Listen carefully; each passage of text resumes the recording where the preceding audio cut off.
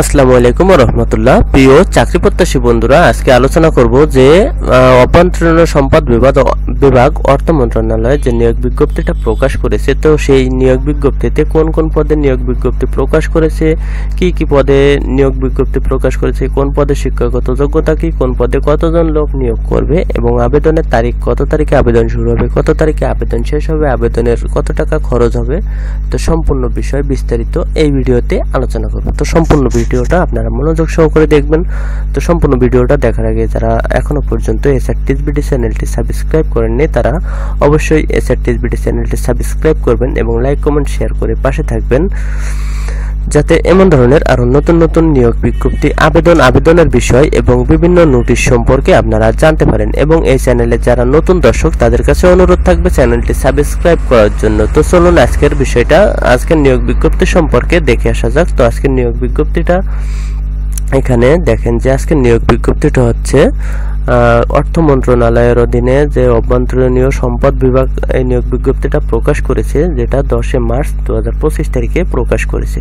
তো নিয়োগ বিজ্ঞপ্তিতে এখানে দেওয়া আছে যে নিয়োগ বিজ্ঞপ্তি, এই যে স্মারক নম্বর, তো এই স্মারক নম্বরের আলোকে এটা প্রকাশ করেছে। তো এখানে দেওয়া আছে যে অভ্যন্তরীণ সম্পদ বিভাগ অর্থ মন্ত্রণালয় এর রাজস্ব খাতভুক্ত নিম্ন বর্ণিত 7টি ক্যাটাগরির মোট 28টি শূন্য পদে সরাসরি ভিত্তিতে জনবল নিয়োগের নিমিত্তে বিজ্ঞপ্তিতে বর্ণিত নিয়মাবলী ও শর্ত সাপেক্ষে বাংলাদেশের সকল জেলার, অর্থাৎ এখানে দেখেন যে বাংলাদেশের সকল জেলার স্থায়ী নাগরিকদের নিকট হতে কেবলমাত্র rid.teletalk.com.bd এই যে আবেদনের লিঙ্ক দেওয়া আছে, এই লিঙ্কে প্রবেশ করে আবেদন করতে হবে। তো rid.teletalk.com.bd এই ওয়েবসাইটের মাধ্যমে অনলাইনে আবেদনপত্র আহ্বান করা যাচ্ছে। অনলাইন ব্যতীত কোনো আবেদন গ্রহণ করা হবে না, অর্থাৎ যে সকল প্রার্থীগণ আবেদন করবেন তারা অবশ্যই অনলাইনের মাধ্যমে আবেদন করবেন। অনলাইন ব্যতীত কোনো আবেদনপত্র কিন্তু গ্রহণ করা হবে না।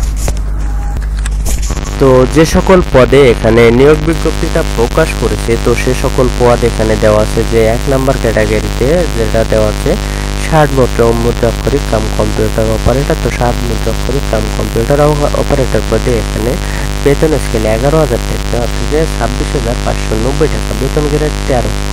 তো এখানে লোক নিয়োগ করবে দুইজন লোক নিয়োগ করবে 60 মুদ্রাক্ষরিক কাম কম্পিউটার অপারেটর পদে। তো এখানে যে শিক্ষাগত যোগ্যতা সেটা দেখেন কোনো স্বীকৃত বিশ্ববিদ্যালয় হতে স্নাতক বা সমমানের ডিগ্রি, সারলিপি সর্বনিম্ন গতি প্রতি মিনিটে বাংলায় 45 শব্দ এবং ইংরেজিতে 70 শব্দ। এবং ক নম্বরে দেওয়া আছে যে কম্পিউটার মুদ্রা অক্ষরে সর্বনিম্ন গতি বাংলায় প্রতি মিনিটে 25 শব্দ এবং ইংরেজিতে 30 শব্দ। এরপরে যে যোগ্যতা সেটা দেওয়া আছে যে কম্পিউটার প্রশিক্ষণ প্রাপ্ত এবং কম্পিউটার ওয়ার্ড প্রসেসিং সহ ইমেল, ফ্যাক্স পরিচালনার দক্ষতা ও অভিজ্ঞতা থাকতে হবে।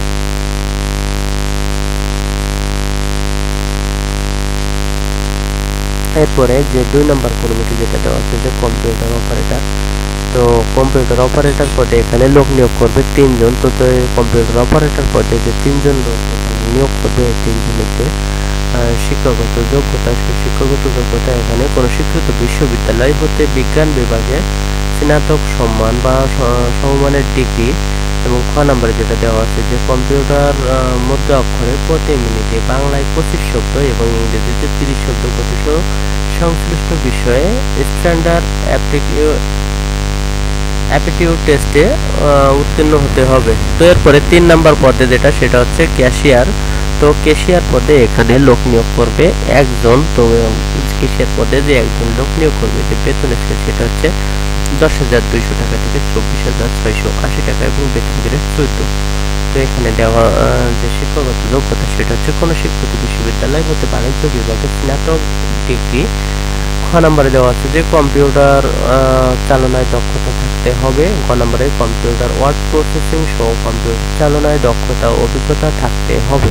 তো 4 নম্বরে দেওয়া আছে যে অফিস সহকারী কাম কম্পিউটার মুদ্রা অক্ষরিক, বেতন স্কেল 9,300 টাকা থেকে 22,490 টাকা।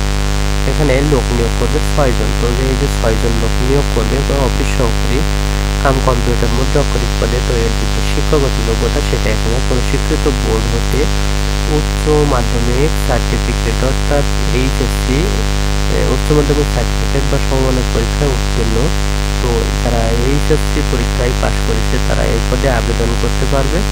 তো শুধুমাত্র এইচএসসি কারিগরি, এইচএসসি মাদ্রাসা এবং এইচএসসি জেনারেল বোর্ড থেকে যারা পাশ করেছে তারা এ পদে সবাই আবেদন করতে পারবে। তো এখানে ক নম্বরে যেটা দেওয়া আছে যে কম্পিউটার প্রশিক্ষণ প্রাপ্ত, গ নম্বরে দেওয়া আছে যে কম্পিউটার মধ্যে অক্ষরে সর্বনিম্ন গতি প্রতি মিনিটে বাংলায় 20 শব্দ এবং ইংরেজিতে 20 শব্দ। এরপরে ঘ নম্বরে যেটা দেওয়া আছে সেটা হচ্ছে যে কম্পিউটার ওয়ার্ড প্রসেসিং সহ ইমেইল ও ফ্যাক্স পরিচালনা দক্ষতা অভিজ্ঞতা থাকতে হবে। এরপরে যে পদ সেটা হচ্ছে 5 নম্বর কর্মীকে। তো 5 নম্বর কর্মীকে এখানে গাড়ি চালক পদে লোক নিয়োগ করবে একজন। তো বেতন স্কেল 9,300 টাকা থেকে 22,490 টাকা এবং শিক্ষাগত যোগ্যতা যেটা সেটা হচ্ছে কোনো স্বীকৃত বিশ্ববিদ্যালয় হতে জুনিয়র স্কুল সার্টিফিকেট অর্থাৎ জেএসসি, যারা 8ম শ্রেণী পাশ করেছে, জেএসসি পাশ করেছে, জেডিসি পরীক্ষায় পাশ করেছে, জুনিয়র স্কুল সার্টিফিকেট, তারা এই পদে আবেদন করতে পারবে। এবং যে যোগ্যতা থাকা লাগবে সেটা হচ্ছে ড্রাইভিং লাইসেন্স, হালকা গাড়ি চালানোর বৈধ হালকা ড্রাইভিং লাইসেন্স থাকতে হবে এবং অভিজ্ঞতা সম্পন্ন চালকগণ অগ্রাধিকার পাবেন। তো এরপরে 6 নম্বর কর্মীকে যেটা দেওয়া আছে যে ক্যাশ সরকার। তো ক্যাশ সরকার বলতে এখানে একজন লোক নিয়োগ করবে। শিক্ষাগত যোগ্যতা কোনো স্বীকৃত বোর্ড হতে বাণিজ্য বিভাগে উচ্চ মাধ্যমিক সার্টিফিকেট বা সমমানের পরীক্ষা উত্তীর্ণ অর্থাৎ এটাও এইচএসসি। তো যারা এইচএসসি পাস করেছে তারা এই পদে আবেদন করতে পারবে। এবং ক নম্বরে দেওয়া হচ্ছে যে কম্পিউটার চালনায় দক্ষতা থাকতে হবে। ক নম্বরে কম্পিউটার ওয়ার্ড প্রসেসিং সহ কম্পিউটার চালনায় দক্ষতা ও অভিজ্ঞতা থাকতে হবে। তো 7 নম্বর ক্রমিক যেটা সর্বশেষ ক্রমিক সেটা হচ্ছে 7 নম্বর ক্রমিক এবং এই নিয়োগে সবথেকে বেশি লোক নিয়োগ করবে এই পদে। তো অফিস সহায়ক, তো নিয়োগটা হচ্ছে অফিস সহায়ক পদে। তো 7 নম্বর ক্রমিকে অফিস সহায়ক লোক নিয়োগ করবে 14 জন। তো এই যে 14 জন লোক নিয়োগ করবে, এই 14 জনের যে বেতন স্কেল সেটা হচ্ছে 8,250 টাকা থেকে 20,010 টাকা পর্যন্ত এবং বেতন গ্রেড 20।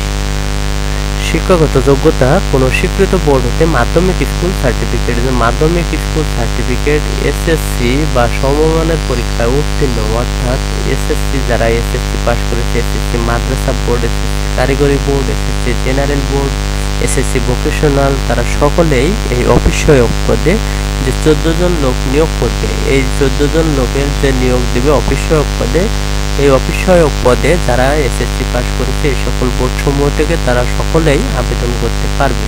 তো আবেদনের যে শর্তাবলী, এই নিয়োগের যে আবেদনের শর্তাবলী আছে, তো শর্তাবলীগুলো এখানে দেওয়া আছে। তো অবশ্যই যারা আবেদন করবেন, যে সকল প্রার্থীগণ আবেদন করবেন তাদেরকে এই শর্তাবলীগুলো মেনে তাদেরকে আবেদন করতে হবে। তো শর্তাবলীগুলো এখানে দেওয়া আছে। তো শর্তাবলীগুলো এখানে দেখেন যে শর্তাবলী 1 নম্বরে এখানে দেওয়া আছে যে প্রার্থীর বয়স 1 মার্চ 2025 তারিখে 18 বছর থেকে 32 বছরের মধ্যে হতে হবে। অর্থাৎ যে প্রার্থী আবেদন করবেন তার বয়স অবশ্যই 1 মার্চ 2025 তারিখে 18 বছরের হতে এবং 18 বছরের কম হলে হবে না, 18 বছরের উপরে থাকতে হবে এবং 32 বছরের ভেতরে থাকতে হবে। তো 18 থেকে 32 বছরের ভেতরে থাকতে হবে। তো এই নিয়োগের যে আপনারা অনলাইনে আবেদন ফর্ম পূরণ করবেন কিভাবে, তো সে বিষয়টাও এখানে দেওয়া আছে। যে শর্তাবলী 10 নম্বর কর্মীকে এখানে দেওয়া আছে যে অনলাইনে আবেদনপত্র পূরণ সংক্রান্ত নিয়মাবলী এবং করণীয়। তো আবেদন ফর্ম পূরণ করবেন কিভাবে, তো সে বিষয়টা এখানে ক নম্বরে দেওয়া আছে যে পরীক্ষায় অংশগ্রহণে ইচ্ছুক ব্যক্তি, তো এই যে লিঙ্ক দেওয়া আছে এই লিঙ্কে প্রবেশ করে, যে লিঙ্কটা আগেই আপনাদের দেখিয়েছি সেই লিঙ্কে আপনারা প্রবেশ করে ird.teletalk.com.bd, তো এই লিঙ্কে প্রবেশ করে আপনারা অনলাইনে আবেদন ফর্ম পূরণ করবেন। তো আবেদন ফর্ম পূরণের যে সময়সীমা, সে সময়সীমা হচ্ছে এখানে 1 নম্বরে দেওয়া আছে যে অনলাইনে আবেদনপত্র পূরণ ও আবেদনের ফি জমাদানের শুরুর যে তারিখ, সে তারিখ হচ্ছে 16 মার্চ 2025 তারিখ সকাল 10টা। তো 16 মার্চ 2025 তারিখ অর্থাৎ 16/3/2025 তারিখে সকাল 10টা থেকে আবেদনপত্র শুরু হবে এবং আবেদন জমাদান শেষ হবে যে তারিখ, সে তারিখটা হচ্ছে অনলাইনে আবেদন জমাদানের যে শেষ তারিখ সেটা হচ্ছে 15 এপ্রিল 2025 তারিখ বিকাল 5টা।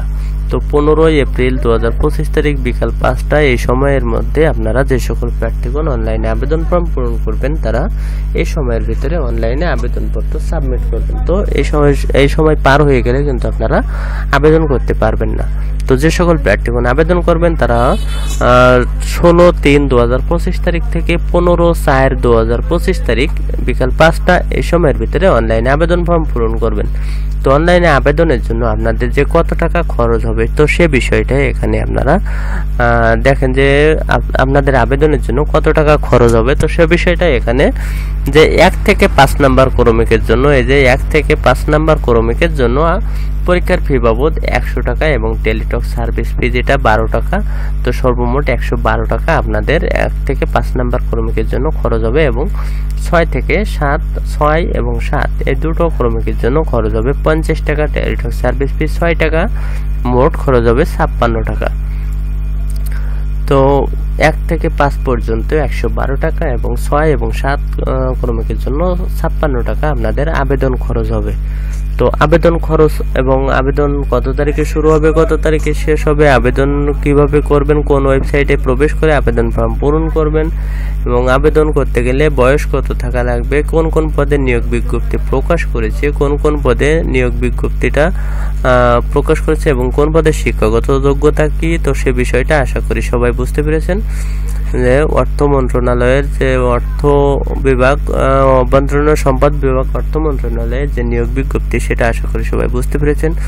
যদি বুঝতে সমস্যা হয় তাহলে ভিডিওটি রিপ্লে করে দেখবেন, কেউ স্কিপ করবেন না, সম্পূর্ণ ভিডিওটি মনোযোগ সহকারে দেখবেন তাহলে সম্পূর্ণ বিষয়টা বুঝতে পারবেন। তো এরকম ধরনের আরো নতুন নতুন নিয়োগ বিজ্ঞপ্তি পেতে বিভিন্ন ধরনের আবেদনের বিষয় বিভিন্ন নোটিশ সম্পর্কে জানার জন্য যে সকল দর্শকরা এখনো পর্যন্ত এসআরটিএসবিটি চ্যানেলটি সাবস্ক্রাইব করেননি তারা অবশ্যই এসআরটিএসবিটি চ্যানেলটি সাবস্ক্রাইব করবেন এবং লাইক কমেন্ট শেয়ার করে পাশে থাকবেন। তো যাতে আপনারা এরকম ধরনের আরো নতুন নতুন বিষয় জানতে পারেন, নতুন নতুন নিয়োগ বিজ্ঞপ্তি আবেদন বিভিন্ন নোটিশ সম্পর্কে আপনারা জানতে পারেন। তো এই চ্যানেলের যারা নতুন দর্শক তাদের কাছে আবারও অনুরোধ থাকবে যে এসআরটিএসবিটি চ্যানেলটি সাবস্ক্রাইব করার জন্য এবং লাইক কমেন্ট শেয়ার করে পাশে থাকার জন্য। তো সবাই ভালো থাকবেন, সুস্থ থাকবেন, ধন্যবাদ সকলকে, আসসালামু আলাইকুম।